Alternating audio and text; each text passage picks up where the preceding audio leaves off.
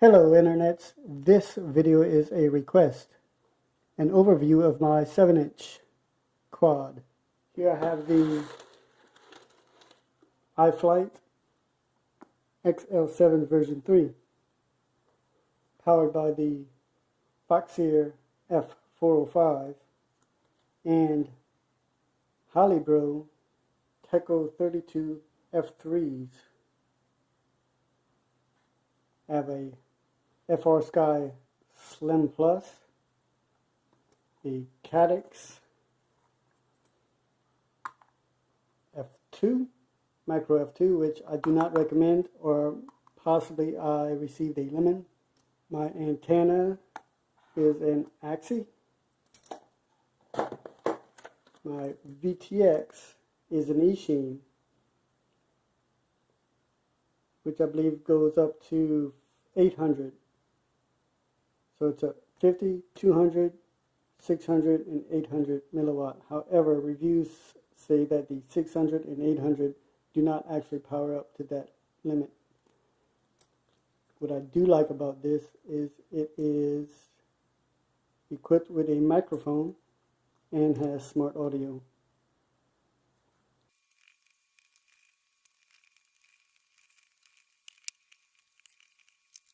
I actually forgot the motors. Lumenier Zip 2407 1700 kV.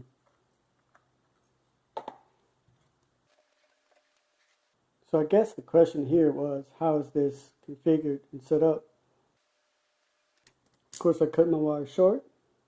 My ESCs are heat shrunk and double side sticky taped on. I did not conformal code them. I have capacitors that was included with the ESCs.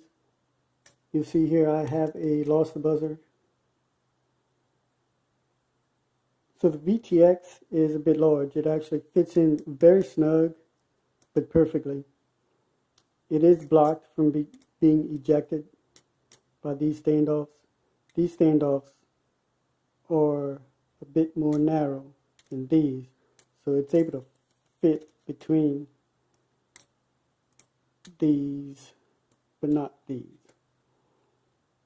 You can see here I have my power lead zip tied to one of the standoffs.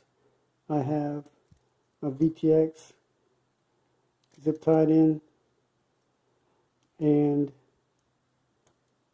kapton tape around all of this,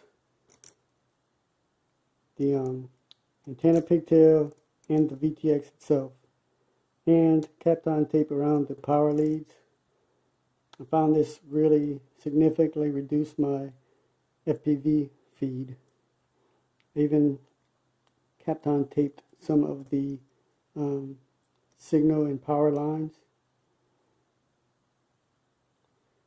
The flight controller is simply mounted with the included rubbery standoffs. It's a 1-unit stack. So my Slim Plus fits behind my FPV cam. It was kind of hard to find space. This is a bit large. This RX is probably twice as big as the R9 Mini. I would say more than twice. It's twice as long, but it's definitely bulkier also. My receiver antennas pass between the frame and the flight controller, kind of loop around, and I have my antenna tees simply zip tied onto the arms. I have 2 of them, so after flying a bit, I realized that a better position might be on the front arms, because when you turn around and come back at yourself, that LiPo battery blocks some of that signal. So I'm really thinking about putting these on the front arms to help with my reception on the return flight. You may notice this is freaking huge and long and probably part of my noise problem. I do have a capacitor on the leads also, so there's 5 capacitors on this whole build. I'll mention something about this Caddx FX2. No, I'm sorry. This Caddx F2. On paper, it's good. Even includes a microphone, but I didn't need it because my VTX has a microphone. So I've seen reviews where this camera looked great. But when I compare this to my SDR1, which is my only other FPV cam, this thing practically sucks. It's dull and it's dim. And I've gone through all the settings and tried different options, but it's not working out so well for me. I can still fly, but it looks horrible in DVR.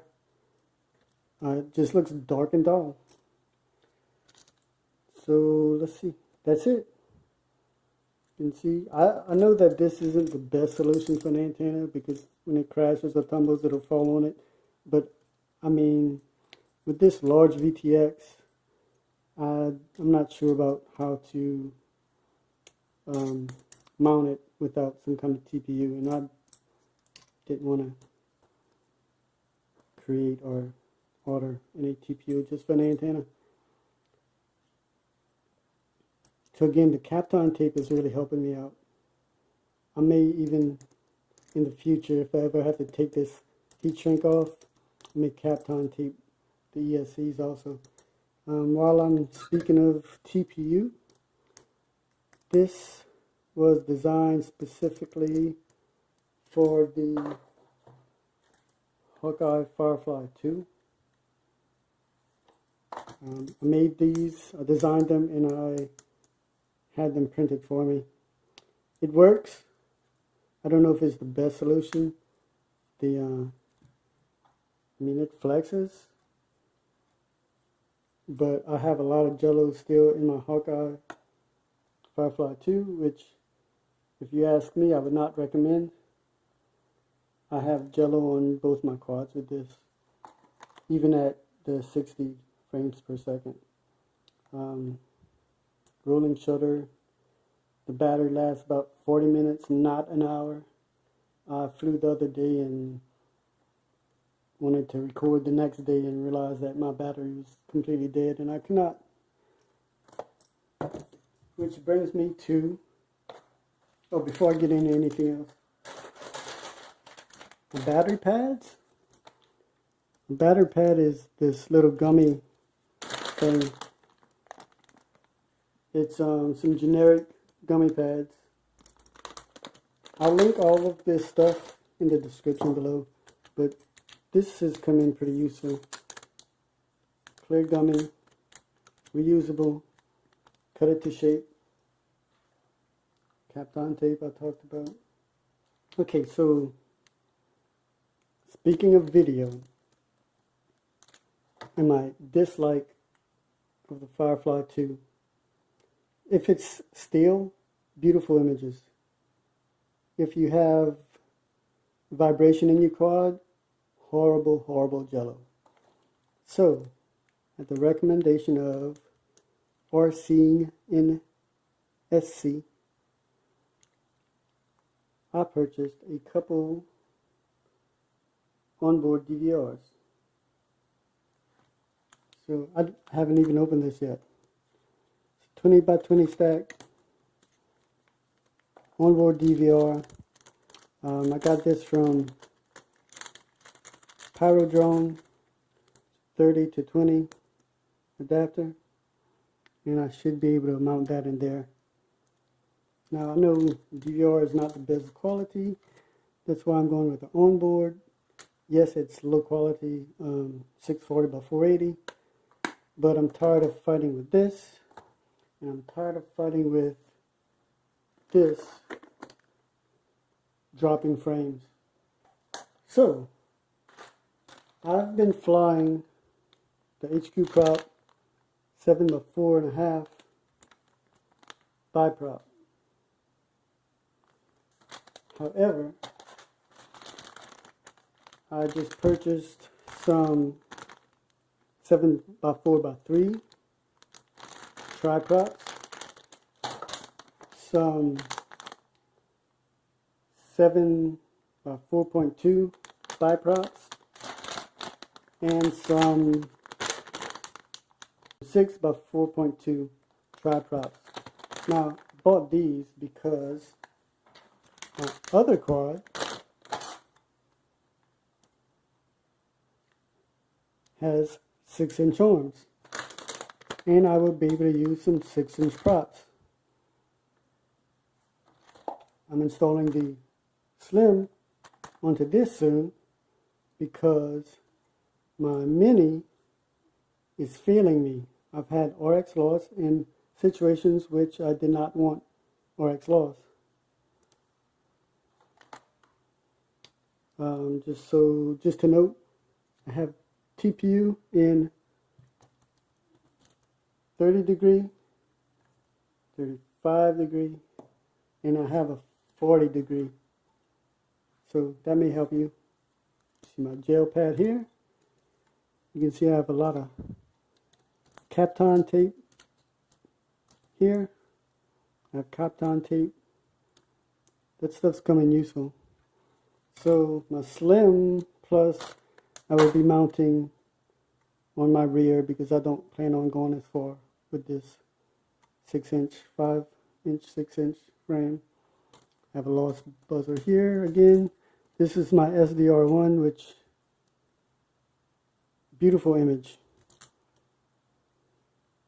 Mud. You always have to have mud on your quad.